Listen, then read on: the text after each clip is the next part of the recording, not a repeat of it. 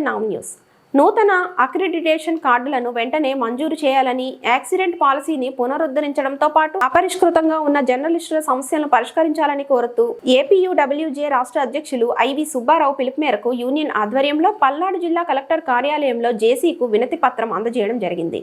కార్యక్రమంలో పల్నాడు జిల్లా గౌరవ అధ్యక్షులు జగన్ మాట్లాడుతూ నూతన అక్రిడిటేషన్ హెల్త్ స్కీమ్ మంజూరు చేయాలని, ఇళ్ల స్థలాలు, పెన్షన్ స్కీములు అమలు చేయాలని, ప్రెస్ క్లబ్ కు సహకరించాలని డిమాండ్ చేశారు. ఈ కార్యక్రమంలో పల్నాడు జిల్లా కార్యదర్శి నాగరాజు, జిల్లా గౌరవ అధ్యక్షులు జగన్, నరసరావుపేట అధ్యక్ష కార్యదర్శి అప్పారావు, బుజ్జిబాబు, ట్రెజరర్ శివ, లవకుమార్, రుంపిచెర్ల సంబశివరెడ్డి, సుబ్బారాయుడు, రమేష్ అలీ, అవినాష్ బాలు, నరసయ్య, షాజీద్, కోటేశ్వరాచారి, జోసఫ్ తదితర పత్రికా విలేకరులు, టీవీ ప్రతినిధులు అధిక సంఖ్యలో పాల్గొన్నారు. అందరికీ నమస్కారం అండి.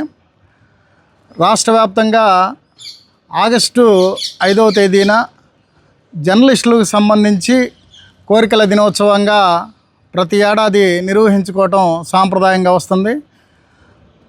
ఆ సాంప్రదాయాన్ని కొనసాగిస్తూ పల్నాడు జిల్లా కేంద్రమైనటువంటి నర్సాపేటలో ఈరోజు ఏపీయూడబ్ల్యూజే రాష్ట్ర అధ్యక్షుడు ఐవి సుబ్బారావు గారి ఆదేశాల మేరకు ఈ కార్యక్రమాన్ని నిర్వహించుకోవడం జరిగింది.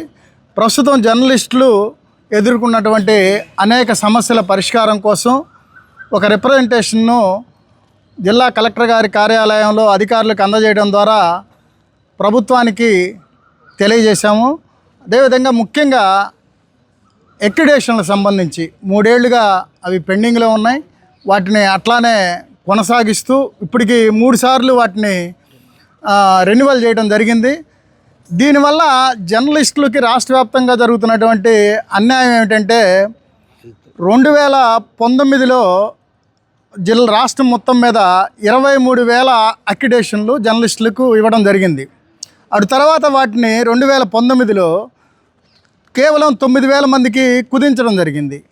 అక్రిడిటేషన్ లేకపోవడం వలన జర్నలిస్టులు అనేక రకాలుగా వాళ్ళకున్న ఎన్నో పోరాటాల వల్ల ఎంతోమంది సీనియరు జర్నలిస్టులు సాధించినటువంటి వాళ్ళ పోరాటాల ఫలితంగా వచ్చినటువంటి సౌలభ్యాలు ఏవైతే ఉన్నాయో అక్రిడిటేషన్ లేనటువంటి వాళ్ళు వేలాది మంది అవి కోల్పోవాల్సి వచ్చిన పరిస్థితి ఉంది.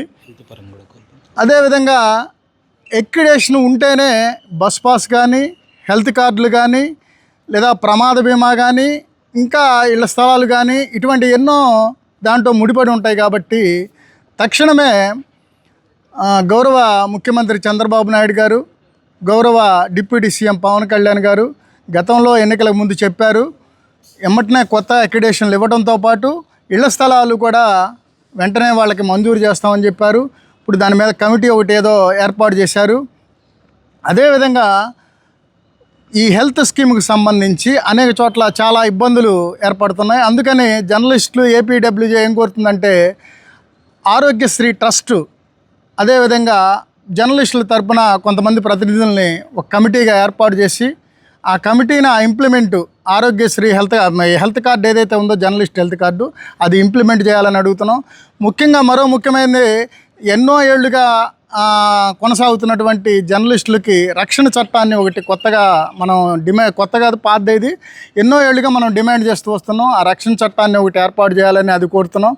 ఇంకొకటి సీనియర్లుగా ఎంతో కాలం ఒక 16, 20 ఏళ్ళు, 30 ఏళ్ళు అట్లా ఈ పాత్రికేయ రంగం ద్వారా సమాజానికి సేవలు అందించినటువంటి ఎంతోమంది ఉన్నటువంటి సీనియర్ పాత్రికేయులు వారు ఈ వృత్తి నుంచి వైదొలిగే సమయంలో కొంత వారికి గౌరవప్రదమైన జీవితాన్ని అందించేందుకు ప్రభుత్వం ఇప్పుడు బీహార్ కానివ్వండి, ఇంకా కొన్ని రాష్ట్రాల్లో ఈ పెన్షన్ స్కీమ్ అనేది అమలవుతూ ఉంది. తాజాగా బీహార్లో దాన్ని 15,000గా అక్కడ ప్రభుత్వం ప్రకటించింది. అదే స్కీమ్ని ఇక్కడ కూడా తక్షణమే పెన్షన్ స్కీమ్ని అమలు చేయాలని కోరుతూ ఉన్నాం. ముఖ్యంగా పల్నాడు జిల్లా కేంద్రంగా అయిన తర్వాత మనం కూడా ఎప్పటి నుంచో ఇక్కడ ప్రెస్ క్లబ్కు సంబంధించి ఒక స్థలాన్ని కూడా కోరుతూ వస్తున్నాం.